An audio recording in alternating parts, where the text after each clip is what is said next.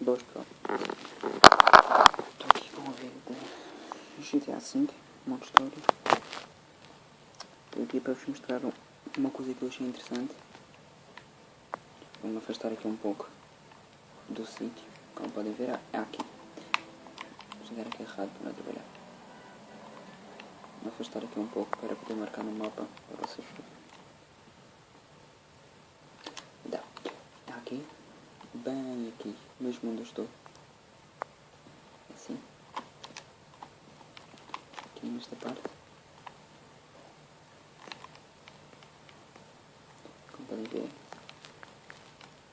Isto é uma coisa que é um bug que eu descobri aqui há pouco tempo quando estava a brincar. Ainda não vi nenhum vídeo no YouTube sobre isto. Procurem bugs e coisa. Não vi, por isso decidi fazer um vídeo a explicar. Então, estão a ver aquela vidraça ali? Vocês... Oi? É a polícia. A única coisa que têm de fazer é ir a correr e saltar. E é isto. E é isto que acontece. Vocês vêm para baixo do mapa e depois aparecem aqui.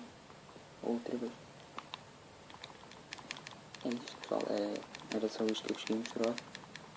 Um bug que eu achei interessante.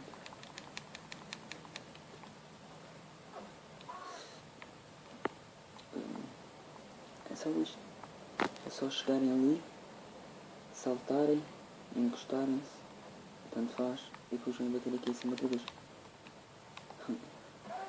Oi? E isto, pessoal,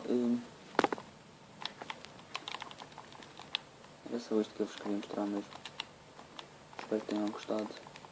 Desculpem lá a super qualidade do vídeo, mas como sabem não tenho câmera e tenho que gravar assim, né? Isto funciona, este bug funciona sempre. É só chegarem aqui e passarem. Não falhem nenhuma vez, é muito fácil. E é isto, pessoal. Por isso aí. Até à próxima. Fui.